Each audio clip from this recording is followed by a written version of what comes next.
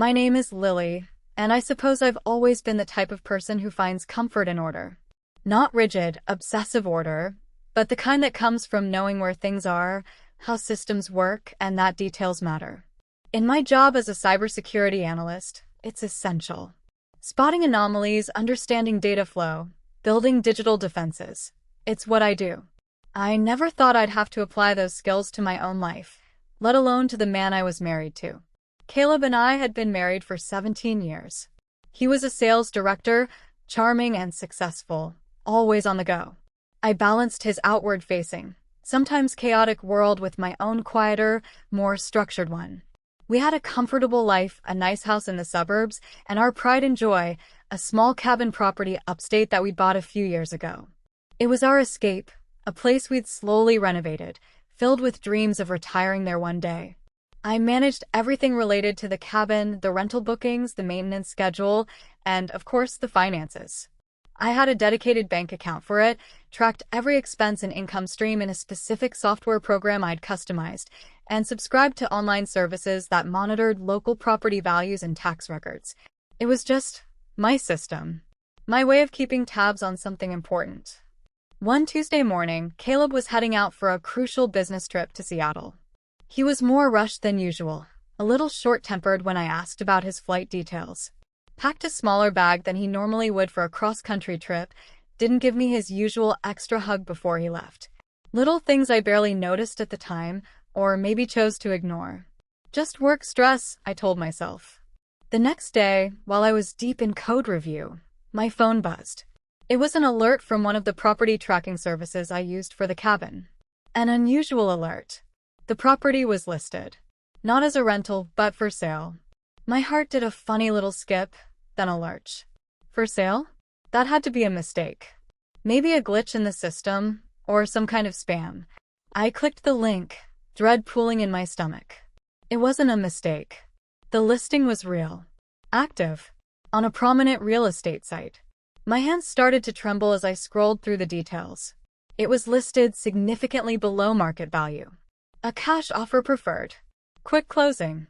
And my name was barely present on the listing details, just mentions of a seller's representative handling inquiries. My mind was racing, trying to process the impossible. Why? How? We hadn't discussed selling, not even casually. I fumbled with my laptop, logging into the shared cloud folder where we kept important documents related to the cabin. I checked the dedicated bank account. No large deposits that would indicate preparations for buying another property, no unusual wire transfers out. Everything seemed normal there. Then, my eyes landed on Caleb's tablet, sitting on the kitchen counter where he'd left it. It was synced to our shared messaging account. I hesitated for just a second. I never looked at his messages, but the cold dread compelled me. I picked it up. A recent message thread was open. One from Caleb, timestamped just hours ago. Sent to a contact listed only as him. The message read, "It's done. Listing is live. Move fast before she notices." She. It was me. My breath caught in my throat. The world around me narrowed to that one message, the bright screen burning into my eyes. This wasn't a mistake. It wasn't a misunderstanding. This was deliberate. Caleb, my husband, was secretly selling our cabin, our future, and trying to do it before I even realized. The betrayal was a physical blow. It hit me with the force of a punch to the gut, leaving me breathless and nauseated. My initial shock gave way to a cold, analytical anger. How dare he? How could he do this? I didn't cry. Not yet. My mind, the part that dealt with systems and anomalies, took over. It started piecing things together, looking for the next steps in his twisted data flow. I called Caleb. My voice was shaking, but I tried to keep it steady. "Caleb," I said, "I just got an alert about the cabin property." He sounded rushed, agitated. "Yeah. What about it?" "Probably some spam." "No. It's listed for sale online. At a ridiculously low price. With a quick closing." "What is going on?" A pause. Then a stammer. Yeah. That. "Look, honey, it's, complicated. Just exploring options. Market's weird right now. Thought we could maybe leverage some equity, you know? Get ahead of things." "Leverage equity?" By selling our cabin without telling me, while you're supposedly on a business trip. And what about the text, Caleb? The one that says, move fast before she notices. He went silent for a beat, his quick charm dissolving into panicked defensiveness. You went through my messages? Lily, that's messed up. You're overreacting. It was just talk. Exploratory. Exploratory doesn't involve putting it on an active listing with a closing date. My voice rose despite myself. What is this, Caleb? Who are you working with? It's done. What's done? He started shouting then, accusing me of not trusting him, of being controlling, of ruining everything. All the classic deflection tactics. But his anger didn't sway me. It just confirmed the lie. He couldn't explain the listing, the price, the text. He just attacked. I hung up, my hand trembling, the sound of his false outrage ringing in my ears. I sat there for a long time, staring at my computer screen, then at his tablet. The man I married was a stranger capable of profound, calculated deceit. The betrayal was so fundamental, it shook the very ground beneath my feet. Feeling completely alone, I called my sister, Sarah. Sarah is my rock, always grounded and direct. I tried to explain, my voice thick with emotion. Sarah, Caleb, he's trying to sell the cabin. Behind my back. While he's on a fake business trip. I recounted the listing, the price, the text. Sarah listened, her initial shock turning to fierce protectiveness. Oh my God, Lily. That's awful. What are you going to do? I don't know, I admitted, feeling overwhelmed for the first time. He lied to me. About everything. Okay. Deep breaths, Sarah said, her voice firm but gentle. You need to protect yourself. And the cabin. Do you have copies of everything? The listing, the text, proof of ownership. Yes, I said, a small spark of my usual self surfacing. It's all in my system. Documented. Good. That's you, Lily. Always prepared. Now you need a lawyer. A pit bull.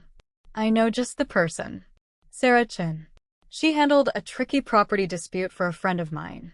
I'll text you her number. Call her now. Sarah's practicality was exactly what I needed.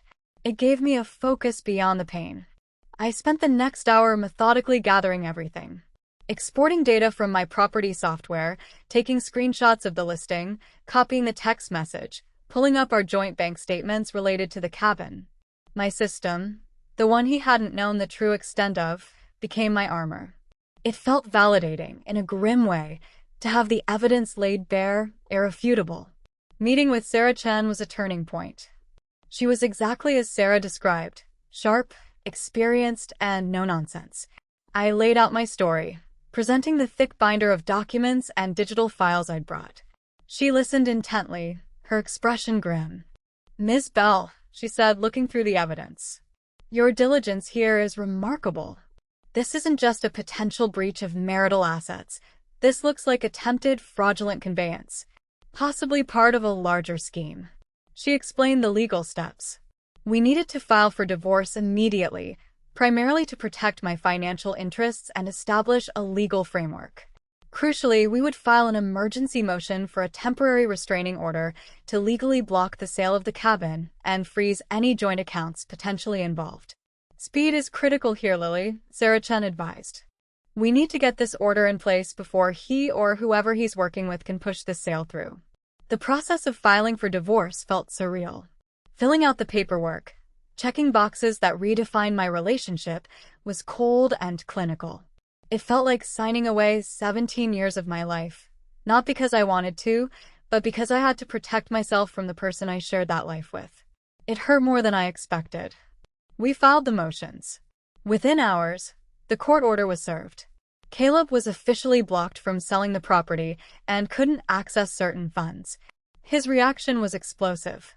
My phone blew up with angry calls and texts, demanding I reverse the order, saying I was ruining everything, threatening legal repercussions. He hired his own lawyer, a Mr. Dawson, who immediately started filing countermotions, trying to portray me as paranoid, controlling, even mentally unstable, using my job as a cybersecurity analyst against me. She's obsessed with tracking and control, I imagined him arguing. But Sarah Chen used my meticulous records to calmly and effectively dismantle his claims. Bank statements, property records, timestamps, the facts were on my side. While the legal battles were underway, a new source of pressure emerged. The representative for the cash buyer of the cabin, a man named Mr. Sterling, started making contact. He called Sarah Chen initially, then found ways to call me directly, leaving pushy voicemails, sending demanding emails. He sounded slick and impatient, clearly annoyed by the stalled sale. "Look, Ms. Bell," one voicemail went, his voice smooth but with an edge. "My clients are serious buyers. Cash is king. Your husband agreed to this deal. Interfering could have unintended consequences." The words were vague, but the implication felt like a veiled threat. It sent a shiver down my spine. This wasn't just about property anymore. There were people involved who didn't like being thwarted. Feeling exposed and needing to understand more about the digital trail, I reached out to Michelle Chong, a trusted colleague at work. I framed it as a hypothetical scenario for exploring digital forensics techniques, analyzing metadata on property documents, looking for hidden links or origins. Michelle, always up for a technical challenge, agreed. We spent an evening after work, sifting through the digital files related to the property listing and sale documents I had copied. Michelle's expertise was invaluable. She found anomalies I wouldn't have spotted alone.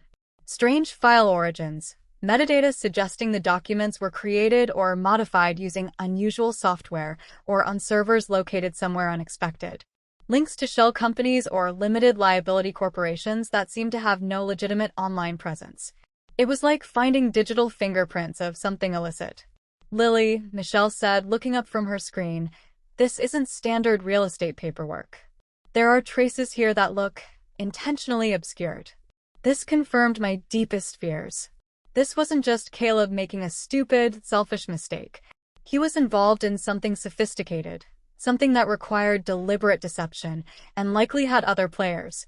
The pressure from Mr. Sterling suddenly made more sense. These were people used to getting their way through less than legitimate means.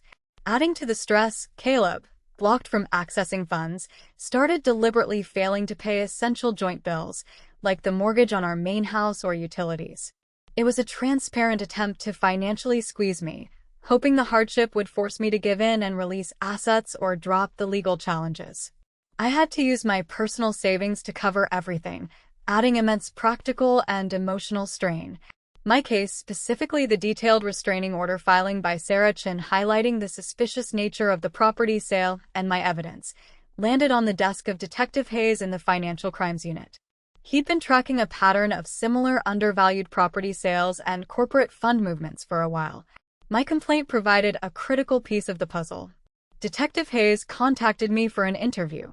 Sitting in his office, recounting everything felt different than telling Sarah or Sarah Chen. This was law enforcement. I laid out my timeline, presented my organized binder of evidence, shared Michelle's preliminary digital findings, with her permission anonymized. Detective Hayes listened patiently, asking precise, focused questions. When I finished, he leaned back. "Ms. Bell," he said, "your personal tracking system, as you call it, it's impressive. And it's just provided us with the link we've been missing." He explained that they had been investigating a network involved in using corporate funds, likely embezzled or fraudulently obtained, to quickly buy undervalued properties, flip them using forged documents and legal loopholes, and launder the profits.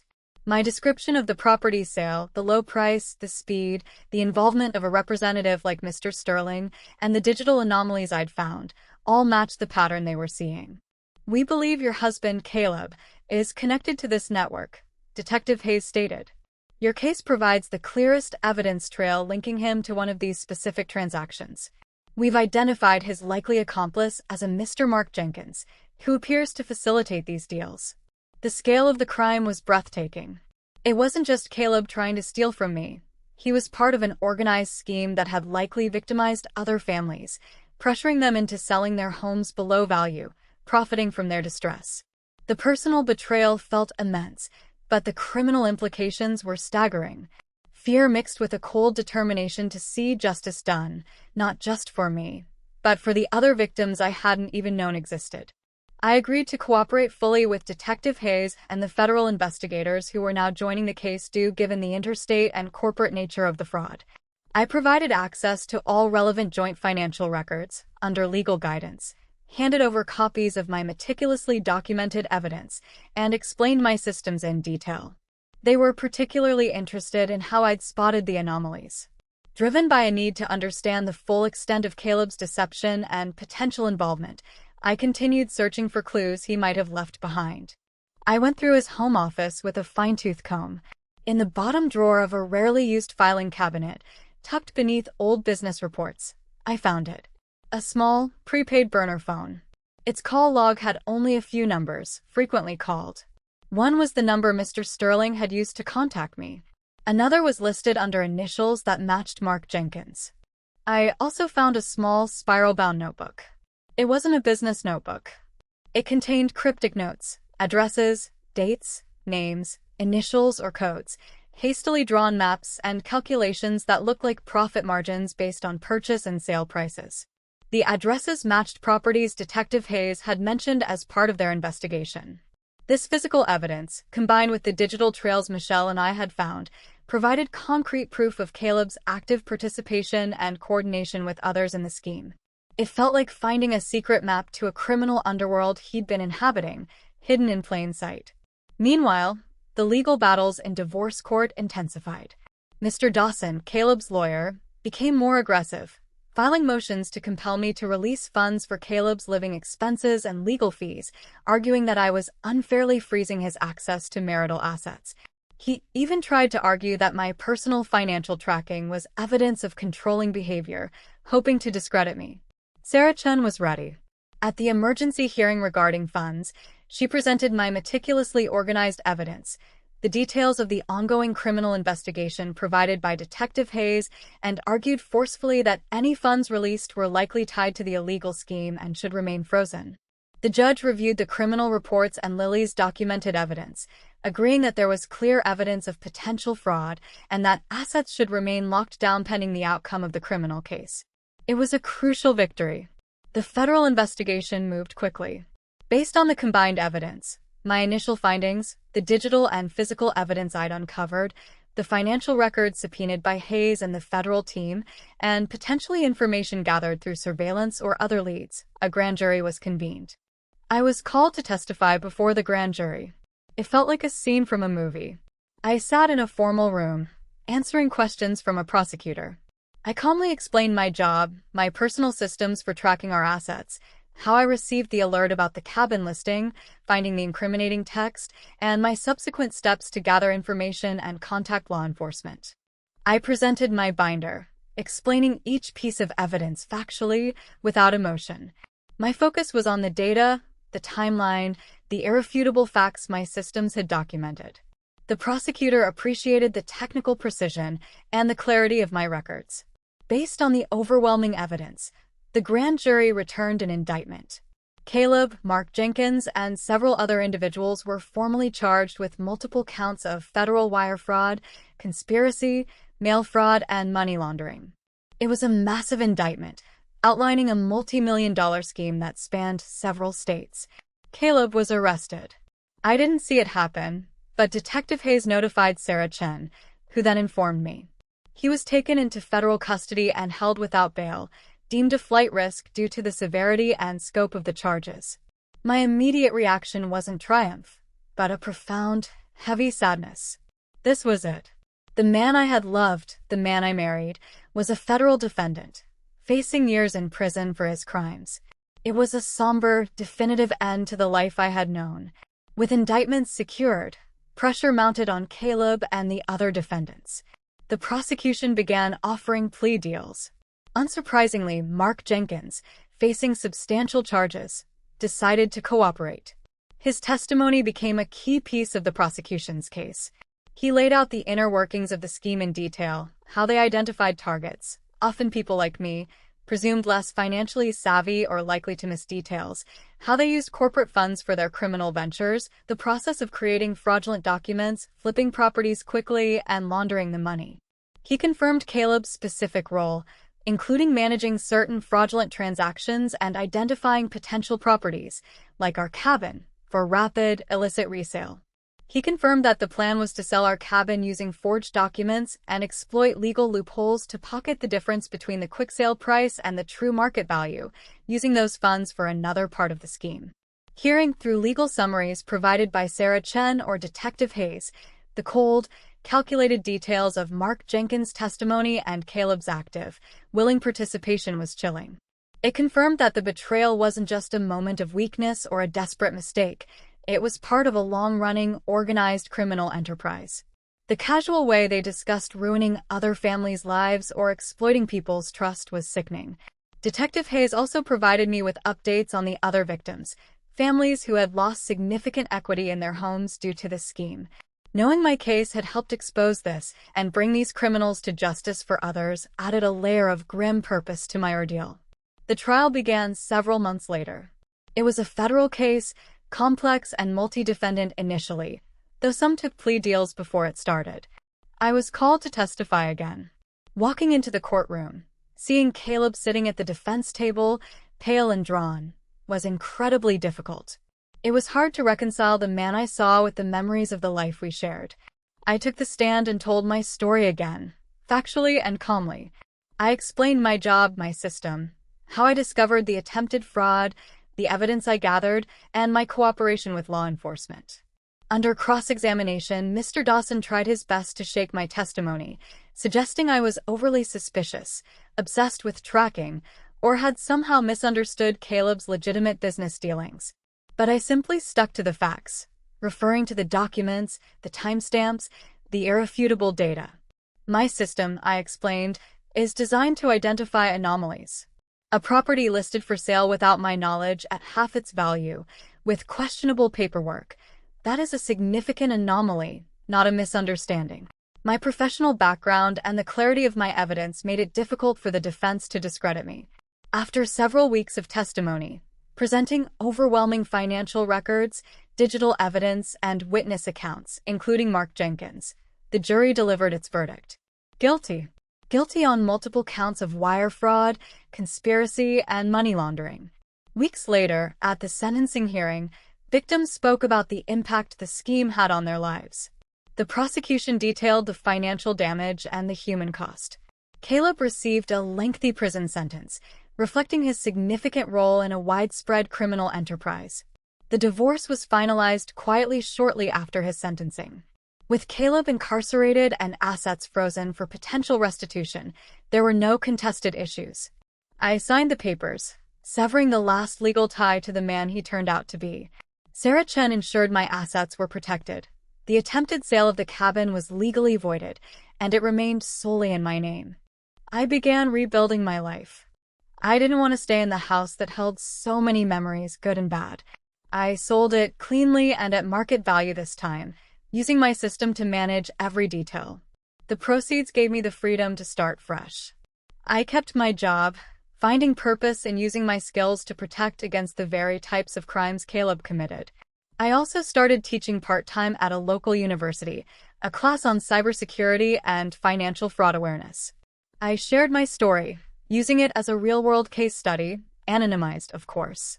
I taught my students the importance of vigilance, organization, and verification. Trust, but verify, I told them, a mantra that had saved me. Systems aren't just lines of code or spreadsheets. They're habits, checks, safeguards you put in place because people, sometimes even the ones closest to you, can fail you. Your systems can protect you when people can't. Occasionally, letters arrive from prison. From Caleb. Filled with varying degrees of remorse, regret, self-pity, attempts to explain away his actions or blame others. I don't open them. I don't need to. The systems did their job. They caught the fraud, provided the evidence, and brought about consequences. Justice, not revenge. My life now is simpler, orderly, protected. My morning routine is quiet, coffee, market checks, automated now, reviewing my personal financial dashboards. No more hidden anxieties. No more wondering about fake business trips or secret plans. Sometimes I drive past the area where Caleb's former office was, or where the properties in the scheme were located. They are just buildings, locations on a map, nodes in a network that was exposed. The betrayal was a shock, a devastating blow. But my reliance on order, my meticulousness, my system, allowed me to navigate the chaos, uncover the truth, and reclaim my life. The systems endure. The lessons are learned. And sometimes, the most profound justice comes not from emotion, but from the quiet, unyielding power of facts, patterns, and verification. I've made peace with that truth.